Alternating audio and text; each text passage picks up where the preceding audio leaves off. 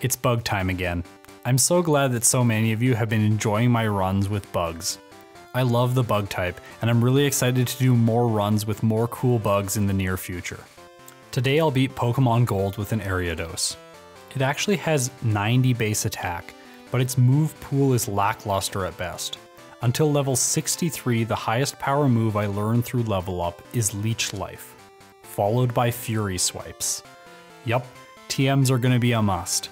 Luckily I can learn Dig through TM, which is really gonna help against the Magnemite line specifically. I'm also gonna remember that I can teach Ariados Giga Drain. Everyone keeps mentioning it in the comments that I forget Mega Drain and Giga Drain, and well, yeah I do. I totally just forget them, but I promise that I won't this time. So Spinarak starts with Poison Sting and String Shot. I really thought this early game was gonna be much harder than with Ladybug, but boy was I wrong. Spinarak tanks damage so much better, and it just feels far more solid in the early game. I train up until level 8, finish the Mr. Pokemon fetch quest, and head back to fight the rival. This fight was way easier than with Ladybug. All I have to do is spam Poison Sting, get a poison, and then take the Cyndaquil down without even breaking a sweat. In Violet City, I get a level up in Sprout Tower. I'm not going to level past level 14. That was the level I took Falkner on with Ladybug. Funny enough, I made a comment about the Hoot Hoot at the top of the tower being very intimidating with Ladybug. Well, Spinarak tanks this weird one-legged owl like a champ. Good job, tiny, spooky, fan-designed spider. Spinarak starts to slow down though at the gym. The first bird catcher gives me some issues as he did with Ladybug. I get a critical hit a few fights in and it allows me to knock his Sparrow out. Here is where things diverge from Ladybug. Falkner is far too hard. I can't deal enough damage to his Pidgeotto to get past it. It outspeeds me and deals massive damage with Gust. Even if I poison it first turn, I only get 2 turns of attacks and a bit of poison damage. Maybe if I critical hit it over and over, this would be possible. I don't want to go for a luck-based strategy here, so I'll spend some time leveling up. I tried the fight a few more times as I leveled up. In Generation 2, grinding at this stage of the game is painful. All of the Pokemon are such low levels. Unfortunately, I have to wait until level 17 until this fight can work. I do learn Nightshade as I level up, but it obviously won't be useful against Falkner's normal Pokemon. The first Pidgey usually takes 3 hits unless you manage to pull off a critical hit. After that, Pidgeotto comes out, and at this level, I'm starting to outspeed it. I also land a poison on the first turn, which helps out a lot. Now that I outspeed it, it takes poison damage the first turn, because poison lands immediately after the Pokemon attacks in this generation, not at the end of the turn like in later generations. A few poison stings later and I've done it. Time to move on to Bugsy. I'm excited to finally get out of this town. Union Cave is much easier this time due to Nightshade. Ledian really struggled with this part of the game. Spinarak, however, is a champ, with the exception of Falkner so far. Once arriving in Azalea Town, I make my way through Slowpoke Well and evolve Spinarak into Ariados in the Bug Gym. That's very fitting. Bugsy opens up with Metapod, which isn't very hard to take down. Kakuna can't poison me due to my typing, and because I have Nightshade, it's quite easy to take out. Scyther comes out, and it can't do much damage to me with Fury Cutter because it's a bug type move. Why didn't they just give Bugsy a Beedrill and a Butterfree? It seems strange for a gym leader to have 2 Cocoon Stage Pokemon. What do you guys think? The rival opens up with Ghastly, and Nightshade really helps here. I don't have to rely on Supersonic luck like I did in the Ladian run to take it down. The only thing that can mess me up here is a Smokescreen from Quilava. Outside of that, this fight is relatively easy, and I get through it with only 2 attempts. After that, I grab Kenya in Goldenrod, the Spearow. Thanks for the tip, by the way. Now I know I don't need to catch a flying Pokemon in this run. I also head up to National Park. Ariados can also learn Dig. This is going to be an excellent move against Whitney. I wish I had thought of this with Ladian, because Dig is going to prevent Rollout from building up damage on successive turns. Ariados does way better against Whitney. A single dig almost takes the Clefairy out, and I can use Leech Life the next turn to regain some lost HP before the Miltank battle. Miltank hits us with Rollout once before we go underground. But after that, things get much easier. I can just continuously spam dig and tank the rollout hits. Once I get Miltank into healing range, it starts to use Milk Drink, which means I've done it. I beat Whitney on my first attempt. Well done, Ariados. The next phase of the game contains a lot of ghosts that know Curse. This is a big problem. Ariados isn't particularly fast, and due to this, Curse usually lands first turn. I can't get past my rival in Burned Tower due to this, and I assume that Morty is going to be a nightmare because of it as well. For this reason, I tackle all the trainers in Morty's gym, as well as the Kimono Girls first. I hope that by doing these fights first, I might actually outspeed the ghosts before they can get Curse off. Morty opens up with Ghastly, and he's very easy. I just one-hit all of his ghosts with Dig. It seems so strange that the gym leader is very easy, but my rival with a single ghost is able to take me out consistently. I actually have to level up to level 35 in order to outspeed the Haunter and finally take it down and win against the rival. Now I know I could have potentially not entered Burned Tower and continued through the game, but I really wanted to beat him. Alright, moving on to the Lighthouse and Chuck across the sea. Before I fight Chuck, I take on Nob. This time, it's much easier. For some reason, he doesn't use Rock Slide against me. Perhaps he used it all the time versus Ladian because it was a flying type. After that, I take Chuck on. Primeape starts out with Leer, lowering my defense.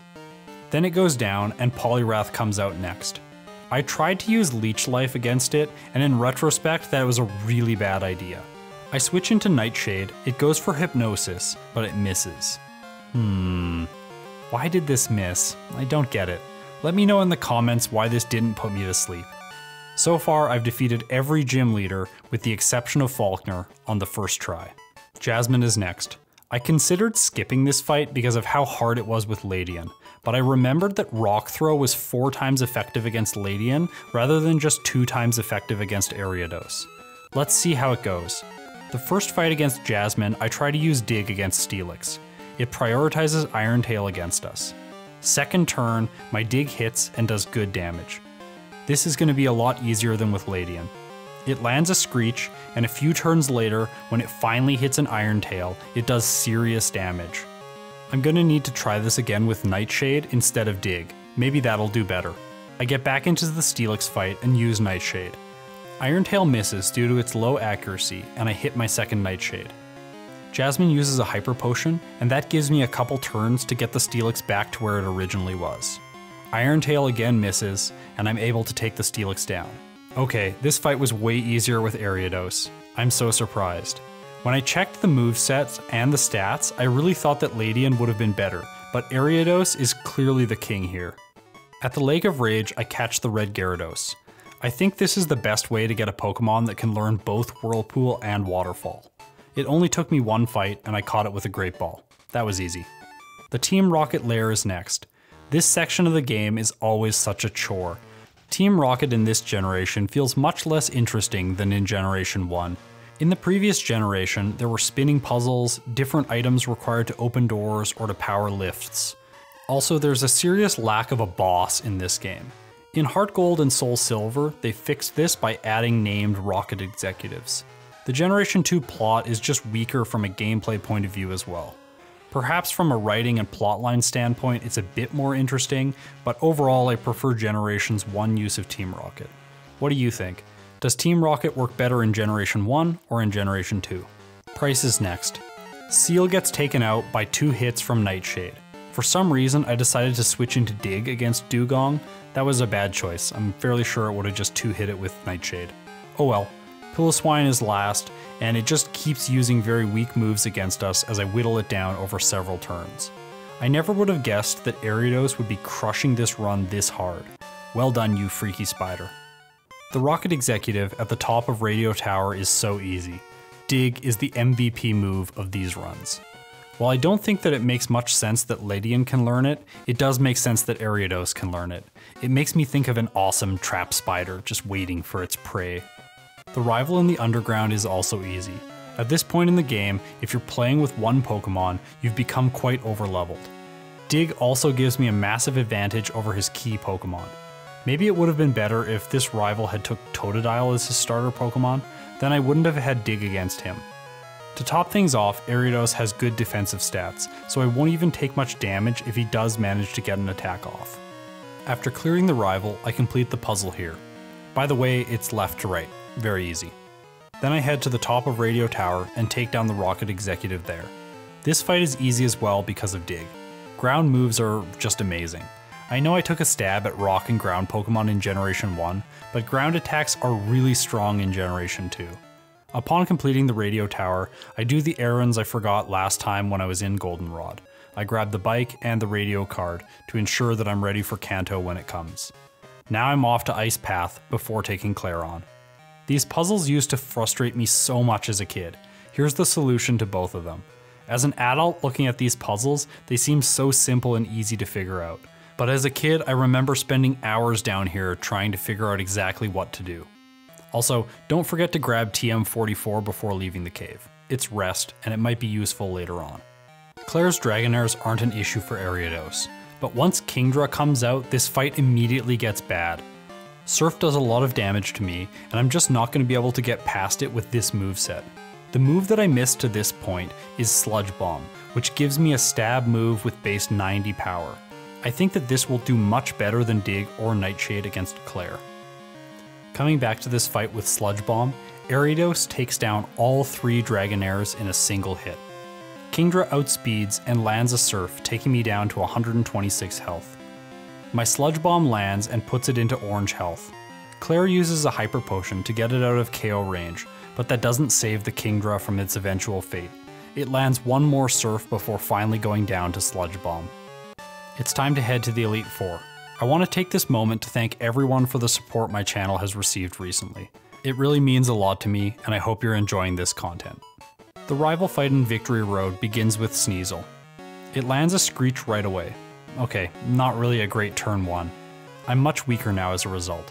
Leech Life takes Sneasel down in a single hit. Against Golbat, I'm not really sure what to do. I go for Sludge Bomb and it deals good damage, but not enough for a one hit. Golbat retaliates with Wing Attack and deals good damage due to the Screech. Typhlosion uses Flame Wheel and my heart almost stopped. I forgot to save before this fight and I really don't want to have to walk all the way through Victory Road again. Luckily, I lived through the hit with 72 health remaining. Dig takes the Typhlosion down with a single hit. I'm glad I outsped Magneton so I can take it down in a single hit, leading to Haunter, who is also a one hit. Finally, Kadabra comes out, and because Leech Life is super effective and physical, I can take it down in a single hit. Before the league, I spend some time leveling up to get Ariados to level 63 when it learns Psychic. This move is going to be pivotal for the entire Elite Four coming up. Will is the first trainer in the league, and unfortunately I had to erase Leech Life before this fight. In the end, this is okay since Psychic Pokemon don't resist Poison type attacks. Will opens with Xatu. Luckily, Sludge Bomb can take this down right away. After Jinx comes out, and I switch into Dig in order to hit it with a physical move. It goes down in a single hit. Next is Executor, and I wish I still had Leech Life for this one. Sludge Bomb will have to do for now. Again, it gets the job done. His final Pokemon is Slowbro, and because it is more of a tank, I'm not particularly scared. A couple turns later, and I've taken the victory. Koga isn't going to be hard since I've got access to a Psychic move. Psychic, specifically. Koga's Ariados is a single hit from my Ariados with Psychic. Sorry Spider, you had to faint your brother. Next is Venomoth. I don't have a super effective move against it, but Sludge Bomb followed by Psychic takes it down after one turn of bad confusion luck. Crobat is next. This is Koga's strongest Pokemon, and it loves to use Double Team, as is evident by its turn 1 move selection. I hit myself in confusion, and Crobat gets a second turn without taking any damage. It lands a Wing Attack. 16 hit points remaining. Okay, this just got a lot more tense. Maybe Psychic isn't gonna one-hit it. Luckily, I snap out of confusion and land my Psychic. It gets the job done. Against Fortress, I decide to heal up. It tends to spend a lot of time setting up, so I think I can recover and strike back again later. I wait to wake up while it whittles me down slowly with Swift. It goes down after 3 consecutive hits with Psychic. Last is Muck. I've got a super effective move against it, but it survives on low red hit points. It wastes a turn with Acid Armor, and then I take the victory. Bruno, the infamously worst member of the Elite Four, is next. Believe me, this does not go the way it did with Ladian. This time it was so easy. I used Psychic 5 times in a row and it KOs each one of his Pokemon. Yep, that's it. Moving on. Karen opens with Umbreon. I hate this thing. It's so tanky. Dig does a good amount of damage to it, and then I switch into Sludge Bomb to knock it out. Luckily I didn't get hit by any sand attacks. Houndoom hits Ariados with a super effective flamethrower. Whoa, that was a lot of damage. I strike back with a dig, one hitting the Fire Doggo. Vileplume goes down in a single Sludge Bomb, Gengar's a one hit with Psychic, and finally Murkrow comes out. I was scared here that it would outspeed me and take me down with a fast flying hit. Luckily I move first and I take it out with a single Sludge Bomb. At this point I've beaten each Elite Four member in my first fight with them at this level. This doesn't continue into the Lance fight. I require a key piece of luck to achieve victory in this fight. I need Aerodactyl to miss one use of Rock Slide so that I can survive Charizard's Flamethrower. It happens after a little while, and unfortunately I realized I wasn't filming this section of the fight until it was a bit too late. I started OBS up again when I reached the second last Dragonite. My bad everyone. The Dragonite takes a bit of time because I must heal between each successive attack. The great thing about them is that they know Hyper Beam. Hyper Beam allows me to have more health after resting and retaliate. It took me 6 fights, but I was able to beat Lance. Alright, now it's time to move on to Kanto. Surge is very easy because I have Dig. His Electrodes are a bit annoying with Double Team, but other than that it's a simple fight. I take on Sabrina next. It's an easy fight with Sludge Bomb. All poison moves are physical in this generation. Erica goes down immediately with Sludge Bomb. She gives me Giga Drain. I won't forget it. After taking out Janine, I do the small rocket plotline in Kanto. Did anyone else as a kid struggle to figure out what to do at this point in the game? For the longest time, I just didn't realize I needed to go talk to the man at the power plant. I swear I played hundreds of hours and never could get past this spot until one of my friends finally explained to me what I needed to do. After that's cleared up, I take on Misty, Brock, and Blaine. Before the final gym battle, I leveled up a bit and learned Giga Drain. See, I promised I'd remember this time. This badge is called the Earth Badge, so of course Blue leads with Pidgeot. That makes a lot of sense, right? Giga Drain is useful against the Rhydon so that it can't set up Sandstorm or hit me with a super effective Rock Slide. After that, Arcanine comes out, and this is the scariest of his Pokemon. It outspeeds us and always hits a massive flamethrower. Luckily, my Sludge Bomb can take it out in a single hit. After that, the fight gets easier. Gyarados takes a bit of time to knock out because I don't have any strong moves against it. After it goes down, Exeggutor is easy to finish off. It's time for Red. This fight is always challenging, but I seriously considered giving up here on this run. I consistently can get past Pikachu, Snorlax, and Venusaur, but Charizard sometimes stops me with its extremely powerful flamethrower. In this case, it burns me, but I luck out with a critical hit, taking it down in a single hit. Espeon is the Pokemon that makes this feel impossible. It outspeeds me and does massive damage with its Psychic. On an ordinary fight, it usually just immediately KOs me. But on this fight, I live with 5 HP remaining. Unfortunately, I don't deal enough damage to it, but I start to see the path to victory. I likely didn't KO it because my attack stat is cut due to my burn. If I can get past Charizard without being burnt, and then survive the Espeon attack like I did in this fight, I'll be able to move on to Blastoise for the first time ever. That does rely on the fact that I think that I will one-hit the Espeon if my attack stat isn't cut. It's gonna take a while, but now I'm pretty sure that I can make it to the Blastoise fight. Pikachu is annoying. This fight isn't possible if it lands Charm. It misses fairly regularly or goes for Thunder, so it doesn't take too long to get past it. Snorlax generally survives one Sludge Bomb, goes for Amnesia, and then gets taken down on the second turn. Venusaur regularly lives through one attack, but in this fight I take it down in a single turn. Charizard is where things get scary. It cannot burn us. I survive its flamethrower with 163 health and knock it out with a Sludge Bomb. I'm going into the Espeon fight without a burn and with green health. It can't get much better than this.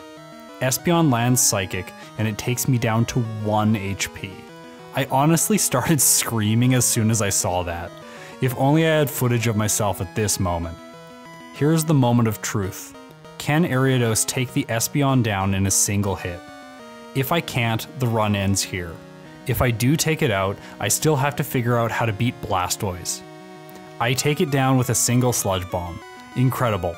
I've made it to Red's final Pokemon. I'm almost sure that I can't take Blastoise down in a single hit, so instead I go for Rest to attempt to prolong the fight. I outspeed and heal up. While I'm asleep, it hits me with a Surf and sets up Rain Dance. So far so good. The next Surf puts me into Orange Health. I wake up and take it into Red Health with a single Sludge Bomb. I'm so happy I used Rest instead of just trying to YOLO it down on the first turn. It hits Surf one more time and doesn't KO me. I outspeed on the final turn with Psychic and take the Blastoise out. I did it. I beat Pokemon Gold with only an Ariados. Let me know what you thought of this challenge in the comments below. I've got so many runs planned, so subscribe and turn on notifications if you'd like to stay up to date with all my content. Lastly, if you're interested in the gear I use to create these videos, I've left a couple Amazon links in the description. These links allow you to help support my channel a bit. By clicking on the link, anything you purchase off Amazon will give me a small commission, and it's at no extra cost to you. If you're still watching, you're incredible. Thanks so much for all the support, and I'll see you in my next challenge.